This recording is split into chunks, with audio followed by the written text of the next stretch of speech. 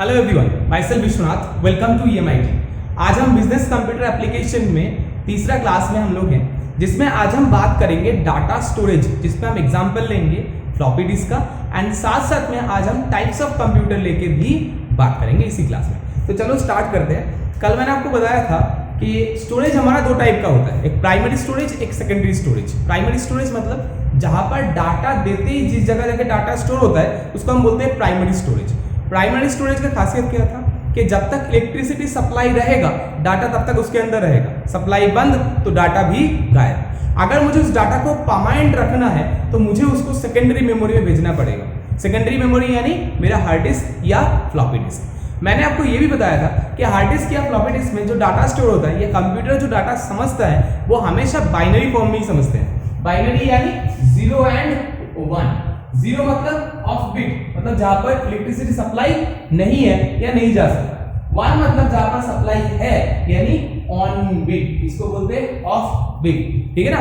अब इसके ऊपर बेस करके किस तरीके से डाटा स्टोरेज होता है, कंप्यूटर काम कैसे करता है, उसके लिए मैं आपको एक फ्लॉपी का एग्जांपल दिखाऊंगा, तो आपको समझ में आ जाएगा कि किस तरीके से काम होता है, क्योंकि फ्लॉपी का ही अपर वर्जन हार्ड डिस्क होता है। ठीक है, ये आपने देखे होंगे पहले जमाने में ऐसे ही फ्लॉपी ड्राइव यूज करके डाटा स्टोर किया जाता था। ये आपका सेकेंडरी स्टोरेज था।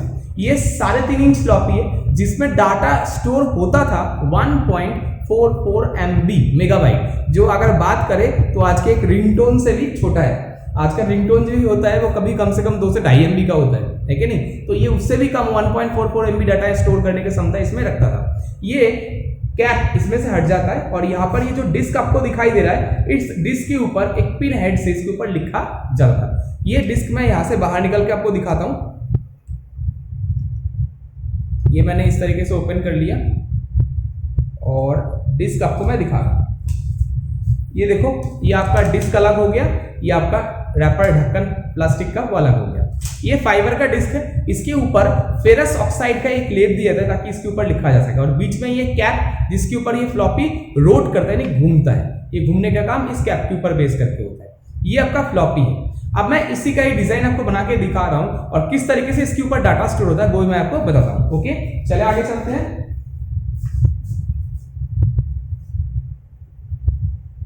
ये हो गया एक फ्लॉपी ड्राइव, मतलब डिस्क, जिसके बीच में ये स्टील का कैप जिसके ऊपर फ्लॉपी रोट करता है। ये फाइबर का प्लेट जिसके ऊपर फेरस ऑक्साइड का लेप दिया था। किसका लेप दिया था? Ferrous oxide.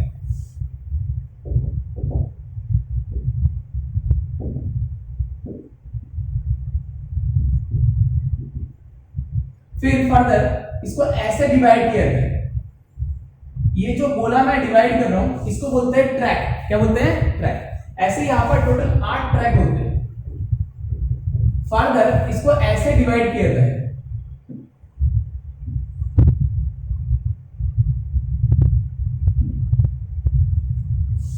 ठीक है, ये जो हमने बनाया है इसको हम बोलते हैं सेक्टर। इस एक एक खंड को हम बोलेंगे सेक्टर। क्या बोलेंगे?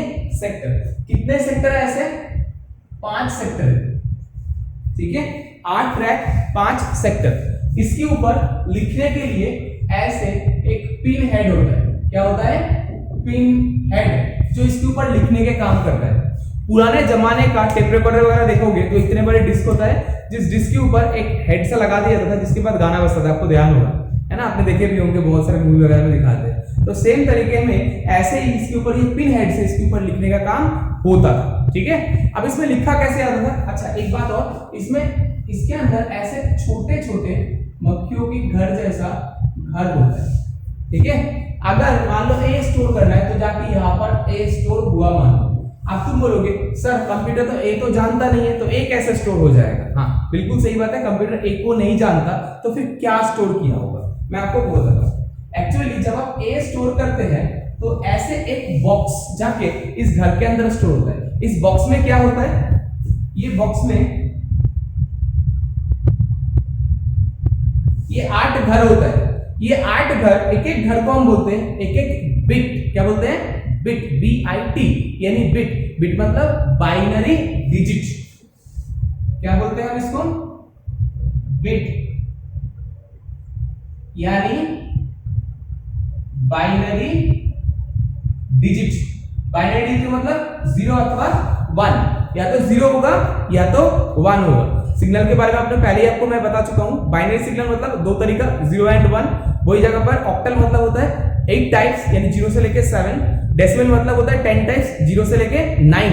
हेक्साडेसिमल मतलब क्या बोला था मैंने 16 टाइप्स 0 से लेके f तक आपको दिखाया था ऑलरेडी, ये आपने ऑलरेडी देख चुके हैं। तो यहाँ पर मैं बाइनरी लेके बात कर रहा हूँ। बाइनरी मतलब सिर्फ दो ही टाइप 0 एंड 1।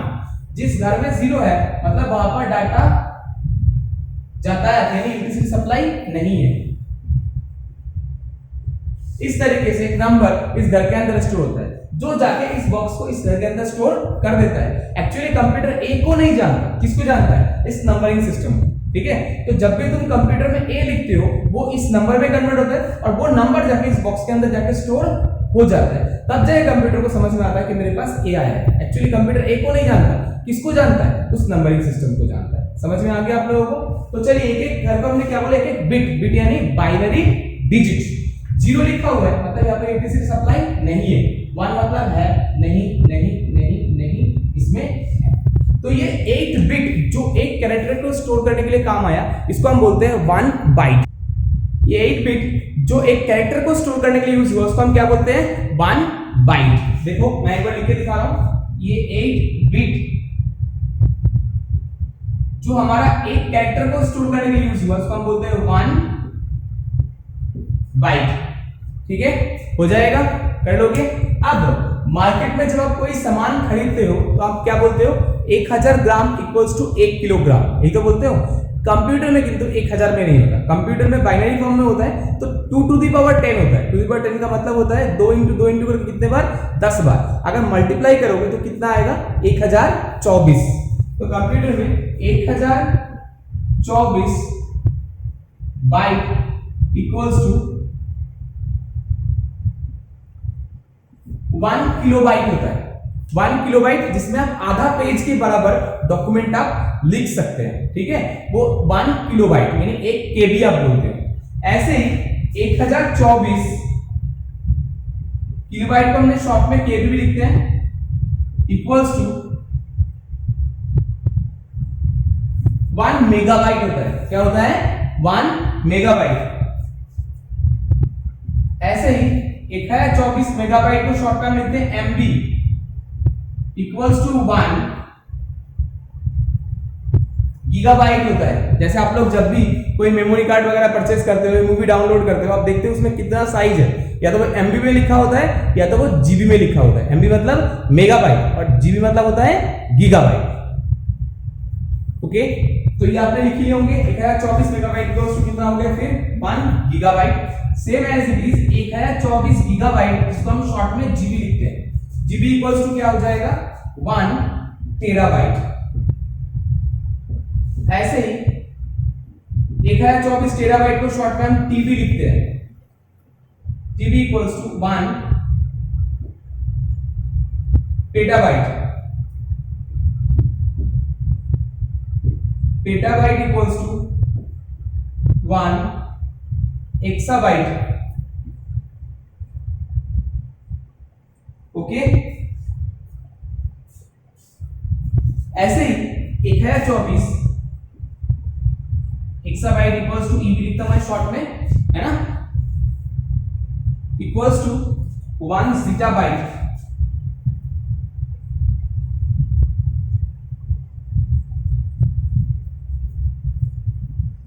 ठीक है, ऐसे ही 1024 zettabyte इक्वल्स टू 1 याटाबाइट। इसके बाद बीबी और जीबी और एक आता है, बट वो आप रहने दीजिए। आप यहां तक याद रखेंगे तो भी आपके लिए मोर देन सफिशिएंट है। अब एक छोटा यूनिट भी होता है जो 8 बिट का आधा होता है। एक्चुअली 8 बिट आपने देखे कैरेक्टर को स्टोर करने के लिए होता है, but plus minus multiply divide space इनको स्टोर करने के लिए क्या चाहिए? छोटा यूनिट चाहिए। वो छोटा यूनिट कौन सा है? इसका आधा है यानी 4 बिट इक्वल्स टू हम बोलते हैं 1 निबल, NIBBLE निबल। हो गया, यानी 4 बिट। 4 बिट इक्वल्स टू क्या होता है? 1 निबल। तो इसका मतलब क्या हो गया? 2 निबल का मतलब क्या हो जाएगा? 2 निबल का मतलब 8 बिट हो जाएगा, यानी 8 बिट मतलब 1 बाइट में कन्वर्ट हो जाएगा। बिल्कुल सही समझे आप लोगों ने। अब बात ये आता है आज के टाइम में आज के टाइम में ये फ्लॉपी मार्केट से गायब हो चुका है। क्यों बता सकते हो? क्योंकि आपने देखे कि एक फ्लॉपी में डाटा कितना स्टोर होता था, 1.44 MB, जो एक रिंगटोन से भी कम है। तो कौन यूज करेगा आज के टाइम में उसको, है कि नहीं?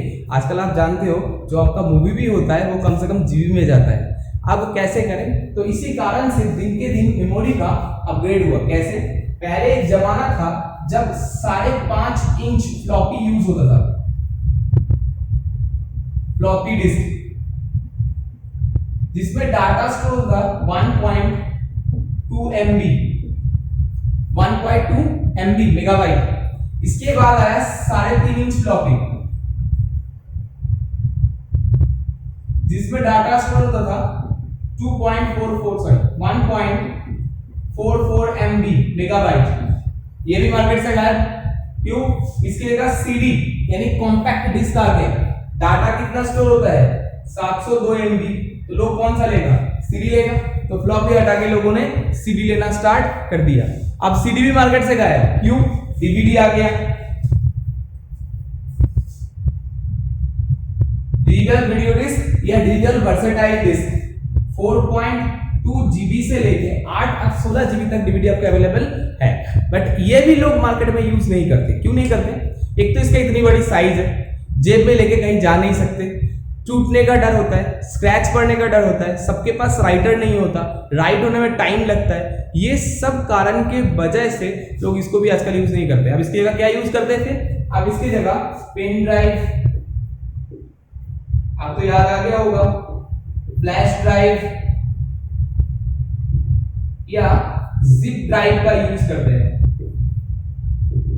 पेन ड्राइव सभी जानते हो, मेमोरी कार्ड जो आपका होता है वो फ्लैश ड्राइव होता है, जो एक्सटर्नल हार्ड डिस्क लेके बाद लोग घूमते हैं, उसको हम क्या बोलते हैं? उसको बोलते हैं जिप ड्राइव, जो 1 GB से लेके 4 TB तक मार्केट में अवेलेबल है।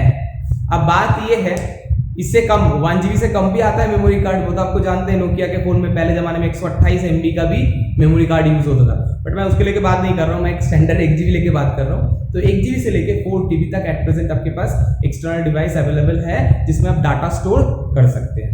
तो ये था हमारा मेमोरी यूनिट के बारे में। आप एक बार देख लीजिए, मैं एक बार दोबारा बता देता हूँ। ये मैंने फ्लॉपी का डिजाइन बनाया था। ये फ्लॉपी एक ऑप्टिकल डिस्क है जिसके ऊपर फेरस ऑक्साइड का लेप दिया था, जिसको ऐसे गोल गोल ट्रैक में डिवाइड किया था। ऐसे यहाँ पर टोटल कितने ट्रैक होता है? 8। और ये जो हमने डिवाइडेशन किया ऐसे लंबे में, इसको हम बोलते हैं सेक्टर। ऐसे यहाँ पर 5 सेक्टर होते हैं। इसके अंदर ऐसे मक्खियों के घर जैसे छोटे छोटे घर होता है, जिसके अंदर डाटा स्टोर होता है कि नहीं? जैसे ए स्टोर करना, देखो यहाँ पर ए स्टोर हुआ। अब कंप्यूटर ए को तो जानता नहीं है, तो किसको जानता है? इस नंबरिंग सिस्टम को जानता है। जब भी आप ए स्टोर करोगे, ये नंबर जाके इस बॉक्स के अंदर स्टोर हो जाएगा, तो कंप्यूटर को समझ में आ जाएगा कि मेरे पास क्या आया हुआ है? ए आया हुआ है। समझे कि नहीं? अच्छा, ये ए आ गया तो ये तो आपको समझ में आ ही गया। इसके बाद क्या हुआ? ये जो आप एक एक घर देख रहे हो, इस एक एक घर को हम बोलते हैं एक बिट। बिट मतलब बाइनरी डिजिट। क्या बोलते हैं हम? Binary digit. इसका मतलब या तो 0 होगा या तो 1 होगा, है कि नहीं? 0 या 1 में से कोई एक होगा। 0 मतलब क्या होता है? ऑफ बिट, जहां पर सप्लाई इलेक्ट्रिसिटी सप्लाई नहीं है। 1 मतलब जहां पर इलेक्ट्रिसिटी सप्लाई है। तो 0 एंड 1 में ये कन्वर्ट होते रहता है। अब इसके बाद देखो, 0 मतलब जैसे यहाँ पर सप्लाई नहीं है, इसमें 1 लिखा है मतलब सप्लाई नहीं नहीं नहीं इसमें है। ऐसे करके कंप्यूटर को समझ में आया मेरे पास ए आया है। ऐसे बी होगा तो इसके नंबर यहाँ पर 1 आ जाएगा, 0 बीच चला जाएगा। इस तरीके से नंबरिंग चेंज होता रहता है कि कंप्यूटर को समझ में आए कि मेरे पास ए है या बी है। ठीक है? ये 8 बिट जो एक कैरेक्टर को स्टोर करने के लिए यूज हुआ है, उसको हम बोलते हैं 1 बाइट। ऐसे ही 1024 byte equals to 1 kilobyte, 1024 kilobyte equals to 1 megabyte, 1024 megabyte equals to 1 gigabyte, 1024 gigabyte equals to 1 terabyte, 1024 terabyte equals to 1 petabyte, 1024 petabyte equals to 1 exabyte, 1024 exabyte equals to 1 zettabyte and 1024 zettabyte equals to 1 yottabyte। इस तरीके से memory unit चलते रहता है। इसके बाद एक बीबी भी आता है, एक जीबी भी आता है, और भी आगे है, है ना? बट आपको इतना ही जानना है, इतना आपके लिए बहुत काफी है ना? तो आजकल मैं बता रहा हूँ कि ये जो फ्लॉपी डिस्क है वो मार्केट से गायब है। क्यों मार्केट से गायब है? क्योंकि इसमें डाटा स्टोरेज बहुत कम मात्रा में होता था और प्राइस भी उतना ही लगता था। पहले जमाने में फ्लॉपी आया था वो 5.5 इंच फ्लॉपी, मैंने आपको यहाँ पर दिखाया, जिसमें डाटा स्टोर होता था मात्र 1.2 MB। ये एक पॉइंट है, 1.2 MB, जो आजकल एक रिंगटोन से भी छोटा है। दूसरा, उसके बाद आया 3.5 इंच फ्लॉपी, साइज में छोटा हुआ और डाटा भी स्टोरेज थोड़ा सा बड़ा, कितना? 1.44 MB। वो भी मार्केट से गायब, क्योंकि वो भी 20 रुपए मिलता था, सीडी 20 रुपए मिलता था, और सीडी में डाटा स्टोर होता है 702 MB। तो लोगों ने प्रेफर क्या किया, सीडी लेना स्टार्ट कर दिया। सीडी यानी कॉम्पैक्ट डिस्क। उसके बाद आया डीवीडी, डिजिटल वीडियो डिस्क या डिजिटल वर्सेटाइल डिस्क, जिसमें डाटा स्टोर कितना होने लग गया, 4.2 GB से स्टार्ट होता है। उसके अलावा 8-16 GB तक भी डीवीडी अवेलेबल हो चुका है। अब वो भी मार्केट से गायब, क्यों? पेन ड्राइव फ्लैश ड्राइव आ गया। पेन ड्राइव फ्लैश ड्राइव मतलब जिसमें आप जहां चाहो जैसे चाहो यूएसबी में लगाओ और डाटा स्टोर आप कर सकते हो। तो पेन ड्राइव फ्लैश ड्राइव आजकल सबसे ज्यादा यूज हो रहा है, जिसमें 1 GB से लेकर 4 TB तक आप डाटा स्टोर कर सकते हो। ये था मेरा स्टोरेज का कहानी, आप एक बार लिख लीजिए। ओके, अब हम बात करेंगे टाइप्स ऑफ कंप्यूटर लेकर। इसको मैं इरेज कर दूं।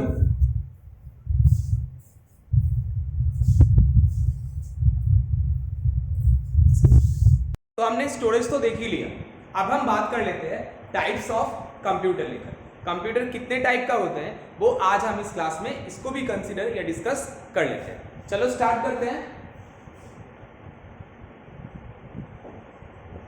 टाइप्स ऑफ कंप्यूटर, क्या लिखा है मैंने? Types of computer. कंप्यूटर को हम मेनली 2 टाइप में डिवाइड करते हैं। क्या? एक तो डाटा देने के हिसाब से, क्या बोला मैंने?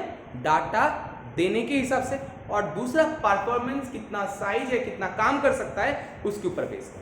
तो चलो 2 टाइप में डिवाइड दिखा देता आपको। एक तो अकॉर्डिंग टू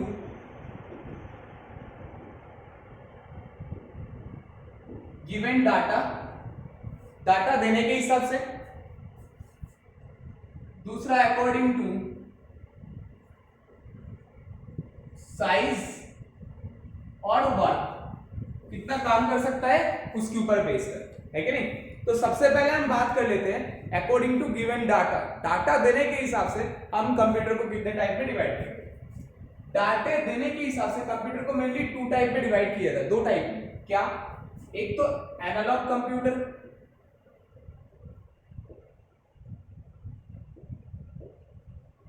दूसरा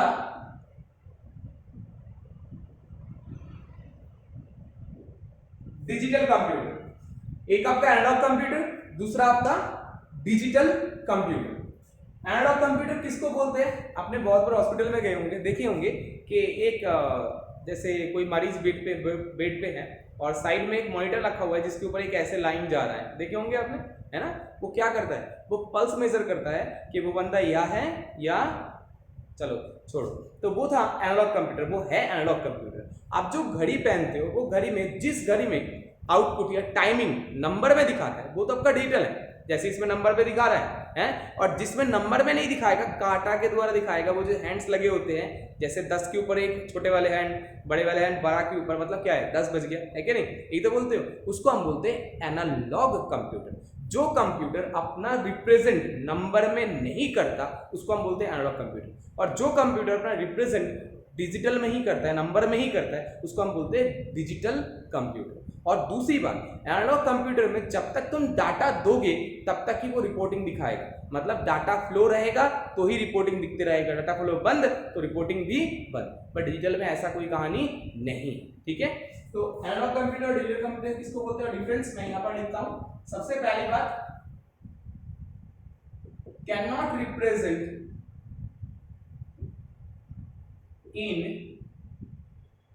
नंबर, ये नंबर में रिप्रेजेंट नहीं कर सकता, और ये ऑलवेज रिप्रेजेंट इन नंबर्स, है क्या नहीं? दूसरी बात, continuous flow of data required, यहां पर नो नीड, कोई जरूरत नहीं है कंटिन्यूअस डाटा फ्लो की। तीसरी और एक बात है, इसके अंदर कोई डाटा स्टोरेज नहीं होता। अगर आज जाके आप बोलेंगे हॉस्पिटल में जाके कि 3 दिन पहले मेरा एक मरीज यहाँ पर भर्ती था, उसका पल्स प्रेशर मुझे आज देखना है, तो पॉसिबल नहीं है। आपका थर्मोमीटर, हाइग्रोमीटर, बैरोमीटर, मतलब जितना भी मॉइस्चर, टेम्परेचर, प्रेशर मेजर करने वाले इंस्ट्रूमेंट होते हैं ना, वो सब एनालॉग फॉर्म में होता है। वो किस फॉर्म में होता है?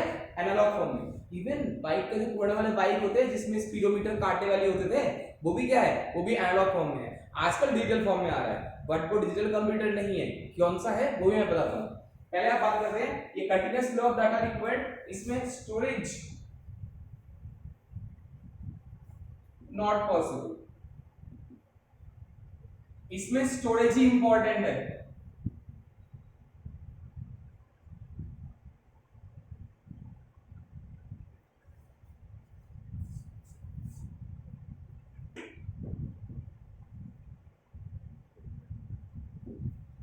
चौथी बात सबसे इंपॉर्टेंट, इसमें जो आउटपुट आता है उसका एक्यूरेसी लेवल थोड़ा सा कंफ्यूजन रहता है, बट ये प्रोग्राम बेस्ड होता है इसलिए 100% एक्यूरेट होता है।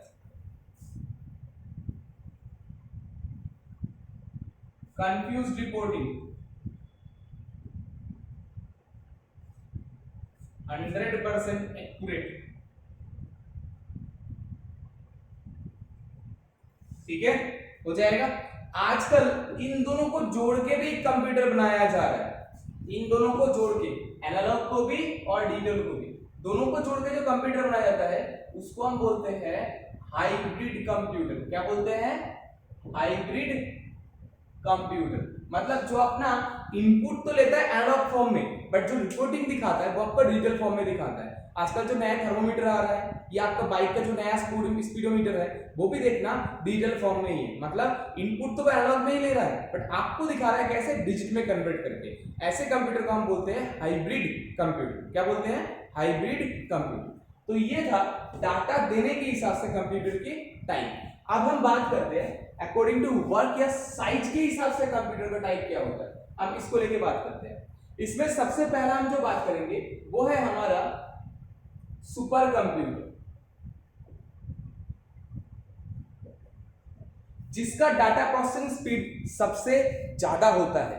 इसका डाटा प्रोसेसिंग स्पीड 10,000 MIPS से लेकर 10,000 BIPS, मिलियन इंस्ट्रक्शन पर सेकंड से लेकर बिलियन यानी करोड़ इंस्ट्रक्शन पर सेकंड तक प्रोसेस कर सकता है ये कंप्यूटर। नॉर्मली आप लोग जानते हैं कि साइंटिफिक डाटा जो होता है वो बहुत ही छोटा होता है, बट उसमें एनालाइज जो करना होता है वो बहुत सारा एनालाइज उसके अंदर करना पड़ता है। इसीलिए aircraft, atomic research centre, defence, इन सब में नॉर्मली ये सुपर कंप्यूटर का यूज होता है। घर का काम के लिए या ऑफिशियल नॉर्मल काम के लिए ये सुपर कंप्यूटर का यूज नहीं होता। इसका डाटा स्टोरेज भी एक रूम से भी बड़ा होता है। सीधी सी बात है, समझ गए? इतनी बड़ी तो वो कंप्यूटर है, ठीक है। चलो, ये तो हो गया सुपर कंप्यूटर। इसका ये छोटा भाई होता है जिसको हम बोलते हैं मेन फ्रेम कंप्यूटर। अच्छा, इंडिया का जो खुद का सुपर कंप्यूटर, उसका नाम तो पता होगा आप लोगों को, परम। हाँ, इंडिया का खुद का सुपर कंप्यूटर है कि नहीं। तो इसके बाद नेक्स्ट आता है main frame computer. Main frame computer किसको बोलते हैं? जो इसके तुलना में कम डाटा प्रोसेस करता है, बट ये प्रैक्टिकल फील्ड में यूज भी होता है। कहाँ पर? बड़े बैंक, बड़े ऑर्गेनाइजेशंस, इन सब में ये कंप्यूटर यूज होता है। जो सर्वर कंप्यूटर के रूप में इसको यूज किया जाता है। सर्वर मतलब जिसके अंदर सारा डाटा रखा जाता है, या जो क्लाइंट कंप्यूटर होता है उसी का ही डाटा लेके काम करता है, उसी में ही डाटा का स्टोर दोबारा वापस भी कर देता है कि नहीं। तो उसको हम बोलते हैं मेन फ्रेम कंप्यूटर। जैसे आपने देखे होंगे, आप जब रेलवे टिकट बुकिंग कराते हो, आप कहीं से करवा रहे हो, चाहे आपका खुद का पर्सनल कंप्यूटर से करवा रहे हो, चाहे आप मोबाइल से करवा रहे हो, चाहे आप काउंटर में जाके दिल्ली में या रेवाड़ी में या जयपुर में या अलवर में किसी काउंटर से करवा रहे हो, कहीं से भी करवा, आपका डाटा एक पर्टिकुलर सर्वर में स्टोर हो रहा है। इसलिए आप जहां से चाहो उस डाटा को देख सकते हो या ले सकते हो वापस, है कि नहीं। तो जो सर्वर के अंदर डाटा को स्टोर हो रहा है, वो जो सर्वर है वो एक मेन फ्रेम कंप्यूटर है, जो एक सेकेंड में, मतलब एट ए टाइम बहुत सारे कंप्यूटर को एक साथ सपोर्ट कर सकता है, ठीक है। कितना सब कंप्यूटर को एक साथ सपोर्ट करेगा ये बेस करता है उसका बैंडविड्थ के ऊपर। जितना बैंडविड्थ ज्यादा होगा वो उतने सारे कंप्यूटर को एक साथ सपोर्ट कर सकेगा, ठीक है। तो ये था मेन फ्रेम कंप्यूटर। अब छोटे मोटे मिडिल जो बिजनेस होता है उनके लिए फिर डाटा स्टोरेज के लिए क्या करें? उनके लिए लोकल सर्वर वो लोग यूज करते हैं। अपने ऑफिस के अंदर ही एक कंप्यूटर को सर्वर के रूप में यूज करते हैं, जो सर्वर कंप्यूटर बोल के जाना जाता है। पहले जमाने इसी सर्वर कंप्यूटर को एक पर्टिकुलर नाम दिया जाता था, जिसको हम बोलते थे वर्क स्टेशन, जिसका डाटा प्रोसेसिंग स्पीड 64 बिट तक होता था। बिट का मतलब आपको पता है बाइनरी डिजिट, जो आपने पहले देखे थे। यानी एक सेकंड के अंदर ये कंप्यूटर 64 बिट डाटा ले सकता है।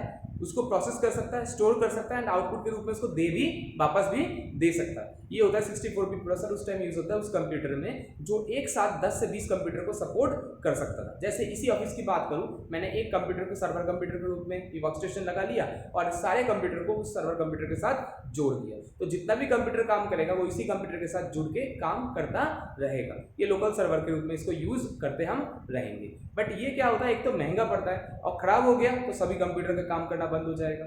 इसी कारण की वजह से आजकल लोग जो डाटा सर्वर यूज करते हैं वो हमेशा ऑनलाइन डाटा सर्वर को यूज किया जाता है। ऑनलाइन डाटा सर्वर के द्वारा ही अपना डाटा स्टोर करते हैं, लोकल सर्वर यूज नहीं करते। और दूसरी बात, इस कंप्यूटर का यूज भी कम हो गया क्योंकि ये बहुत महंगा भी पड़ता था।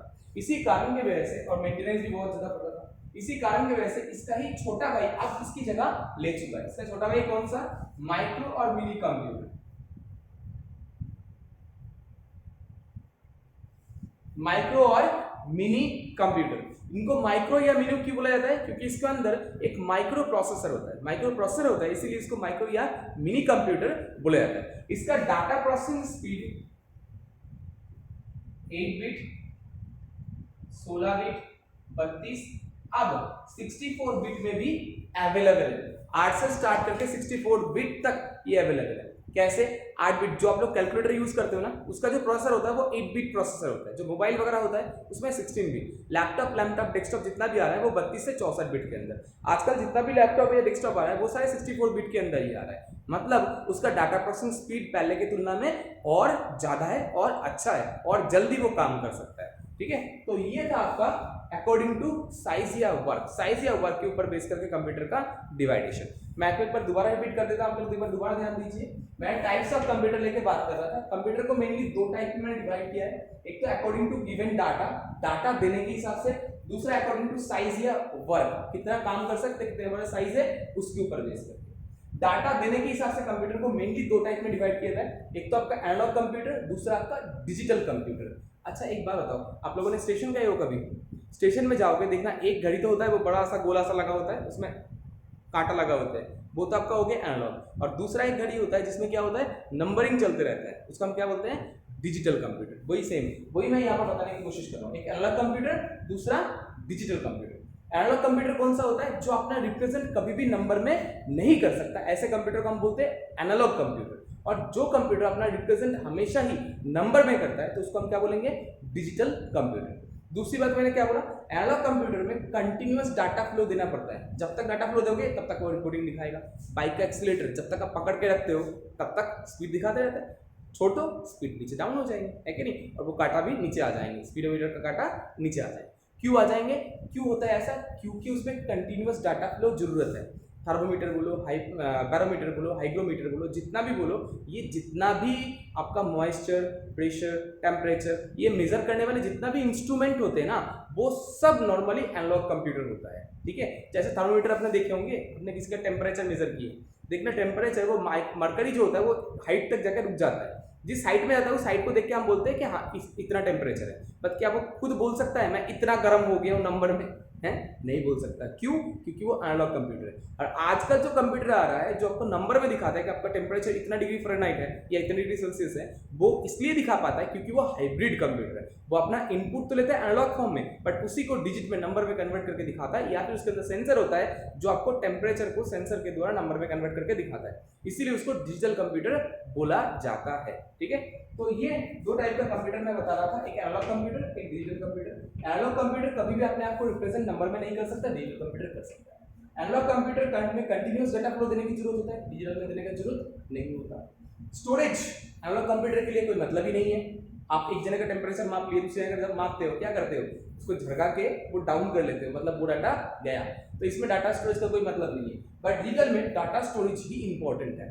चौथी बात करें तो एनालॉग कंप्यूटर का जो रिपोर्टिंग होता है वो थोड़ा कंफ्यूजन रहता है उसके अंदर, but digital computer program based होता है, इसलिए 100% एक्यूरेट होता है। ठीक है, इसके अलावा मैंने एक जो बात किया था साइज के ऊपर बेस करके, साइज के ऊपर बेस करके मैंने आपको जो पहला कंप्यूटर बताया वो बताया सुपर कंप्यूटर, जो सबसे ज्यादा डाटा प्रोसेसिंग कर सकता है उसको हम बोलते हैं सुपर कंप्यूटर। उसका छोटा भाई main frame computer, main frame का छोटा भाई वर्क स्टेशन, जिसके जगह आप कौन ने ले लिया, माइक्रो और mini computer. Micro mini computer किसको बोलते हैं, जिसका डाटा प्रोसेसिंग स्पीड 8 बिट से लेकर 64 बिट के अंदर होता है, उसको माइक्रो या मिनी कंप्यूटर बोलते हैं, क्योंकि इसके अंदर एक माइक्रो या मिनी प्रोसेसर होता है। ठीक है, तो ये था हमारा साइज के ऊपर बेस करके। एक बार आप लोग सभी लिख लो इसको। हो गया सबका लिखना? ओके। अगर आप लोगों को इस क्लास रिलेटेड कोई क्वेरी या डाउट है, आप डाउट सेशन में इसको क्लियर कर लीजिएगा। थैंक यू, जय हिंद।